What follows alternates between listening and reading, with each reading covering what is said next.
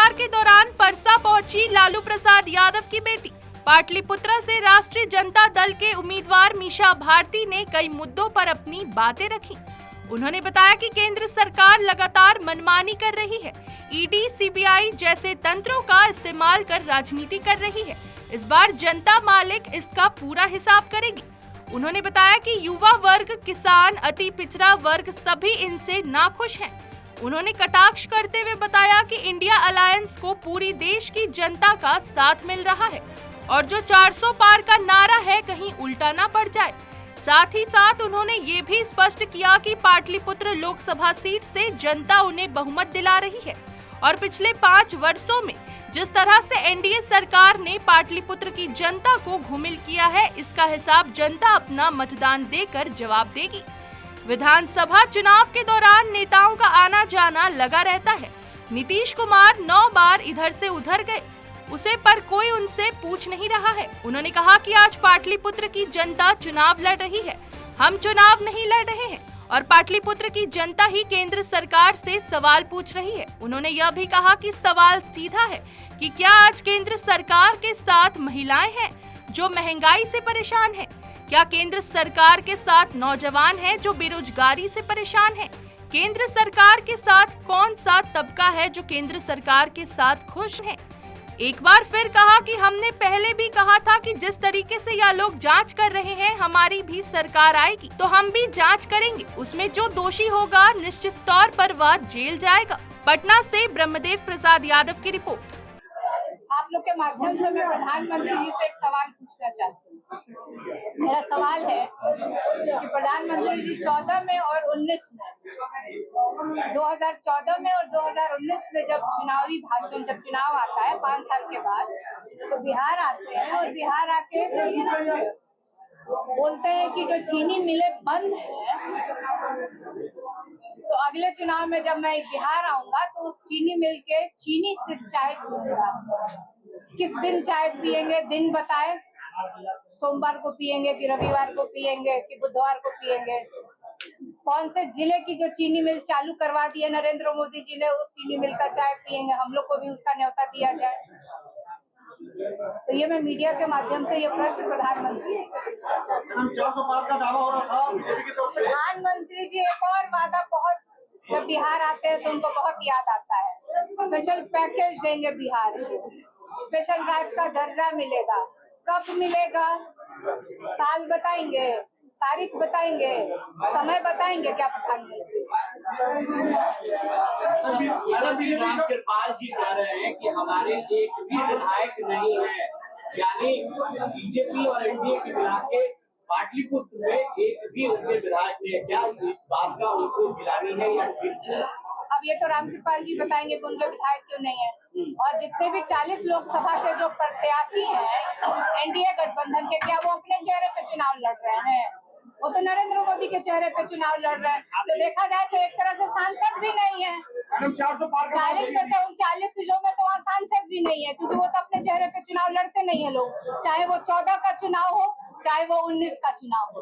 लेकिन 2024 का चुनाव जनता ने भाजपा की, नरेंद्र मोदी की और एनडीए गठबंधन की विदाई इस वक्त तय रखी है। मैं कोई हवा में बातें नहीं कर रही हूँ, मैं धरातल पे रह करके जनता के बीच जा करके उनसे सुन करके समझ करके तब मैं ये बातें मीडिया के सामने रख रही हूँ। रामकृपाल जी को 2 बार मौका मिला, सांसद महोदय को 2 बार मौका मिला। उनसे आपके माध्यम से मैं प्रश्न पूछना चाहती हूँ कि पाटलिपुत्र संसदीय क्षेत्र के लिए उन्होंने कौन से डेवलपमेंट के काम कराए? अपने निधि से अपने तौर पे उन्होंने क्या किया? कौन सा डेवलपमेंट? क्या कोई यूनिवर्सिटी उन्होंने खुलवा दिया है? क्या कोई फैक्ट्री लगवा दी है? चिराग पासवान ने कहा है कि आपके परिवार के पार्टी का नाम बदलकर परिवार पार्टी रख दिया, राष्ट्रीय परिवार पार्टी नाम दिया है, क्या? अब तो ये नरेंद्र मोदी से पूछना चाहिए कि जमुई में दामाद के लिए वोट मांगे, परिवार नहीं याद आया? नवादा में बेटा के लिए वोट मांगे, परिवार नहीं याद आया? गया में मांझी जी के लिए वोट मांगे, परिवार नहीं याद आया? अभी समस्तीपुर भी जाएंगे, वोट मांगेंगे, वो याद नहीं आ रहा है उनको कि वो परिवार है। आखिर ये लोग किस परिवार के सदस्य हैं? चिराग जी के लिए वोट मांगने जाएंगे नरेंद्र मोदी जी, वो किस परिवार के हैं? उनके पिताजी कौन हैं? सम्राट चौधरी जी, अभी विधानसभा का भी चुनाव होगा, सम्राट चौधरी के लिए नरेंद्र मोदी जी नहीं आएंगे क्या? रामकृपाल जी वोट मांगने नहीं जाएंगे तो किसके लिए मांगने जाएंगे? सम्राट चौधरी की जगह कहेंगे कि आरजेडी उम्मीदवार को जिता दीजिए क्योंकि ये परिवार वाला है, क्या कहेंगे? मैडम, बीजेपी में कोई भी नेता प्रधानमंत्री के लिए अपमानजनक विवादित टिप्पणी की है। नहीं, रिपीट करिए क्वेश्चन, मैंने सुना नहीं। मुकेश सहनी ने प्रधानमंत्री के लिए विवादित टिप्पणी की है। आपने भी कहा था कि प्रधानमंत्री को जेल भेजने का। बिल्कुल बिल्कुल, मैंने प्रधानमंत्री की कई बातों को मैंने दोहराया था। मैंने डायरेक्ट प्रधानमंत्री से मेरा कोई व्यक्तिगत कोई दुश्मनी नहीं है। मैंने कहा था कि जो प्रधानमंत्री जी आज विपक्ष के नेताओं को देश भर में ईडी, सीबीआई, इनकम टैक्स या उनके ऊपर किसी तरह का आरोप लगा के उनकी जांच होती है, तो मैंने तो सिर्फ एक छोटा सा प्रश्न उठाया था, तो इतनी मिर्ची क्यों लग गई उन लोगों को? मैंने तो ये कहा था कि सुप्रीम कोर्ट ने इलेक्टोरल बॉन्ड पे कहा कि ये सब असंवैधानिक है, तो इसमें मिर्ची, अगर प्रधानमंत्री जी कहीं से इसमें कोई लेना देना नहीं है तो इतना मिर्ची क्यों लग रहा है? संविधान बदलने का आरोप लगा रही है मैडम, संविधान बदलने का आरोप लगा रही है। शराब कंपनियों से इलेक्ट्रॉल पैसा लिया है, राजद ने तो इलेक्ट्रॉल बॉन्ड का पैसा लिया है, शराब कंपनियों से लिया है। ये देंगे? सुप्रीम कोर्ट जिस दिन पूछेगी दल से, ये सब हम लोग लिख के देंगे कि हमने भाजपा क्यों नहीं दे रही है, भाजपा क्यों नहीं दे रही है, भाजपा वहां से क्यों भाग रही है, क्यों नहीं जवाब दे रही है? वो तो राष्ट्रीय दल है।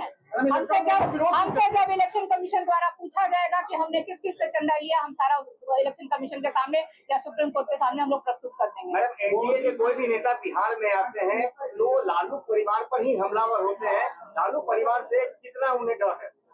बहुत डर है, बहुत डर है। और सुनिए ना, ये देश का चुनाव है, प्रधानमंत्री जी जरा भी नहीं सोचते हैं ये देश का चुनाव है, लालू परिवार का चुनाव नहीं है, ये भारत का चुनाव है और ये मुद्दों का चुनाव होना चाहिए। और यहाँ पे प्रधानमंत्री के पास कोई मुद्दा नहीं। क्या वो बेरोजगारी पे बोल रहे हैं? क्या वो महंगाई पे बोल रहे हैं? क्या वो किसानों के मुद्दे पे बोल रहे हैं कि उनकी आय कब दुगनी करेंगे, कौन से साल में करेंगे, एमएसपी कब लागू करेंगे? लेकिन नीता जी, प्रधानमंत्री का उम्मीदवार कोई चेहरा तो नहीं है ना आपके पास? वो कह रहे हैं आपकी सरकार बनेगी तो एक एक साल सबको हम तय कर लेंगे। हमारी यूपीए की गवर्नमेंट पहले भी हम लोग सब लोग मिलकर गए थे, आपकी जेल में है, हम लोग कर लेंगे। यही तो मैंने कहा था कि हमारी भी सरकार होगी, जितने तरह का आरोप लग रहा है हम लोग भी जांच कराएंगे, फिर सब लोग जेल जाएंगे। बदलने की बात कही जा रही है मैम। मैं नहीं कह रही हूँ, ये भाजपा के नेता के वीडियो वायरल हो रहे हैं, ये हम नहीं कह रहे हैं, ये भाजपा के नेता का ही वीडियो वायरल हो रहा है और वो कह रहे हैं कि उनको 400 पार चाहिए क्योंकि वो संविधान में संशोधन करना चाहते हैं। कांग्रेस के राज में भी 400 पार हुआ था, लेकिन संविधान को नहीं पता क्या, तो ये आरोप क्यों लगाया जा रहा है?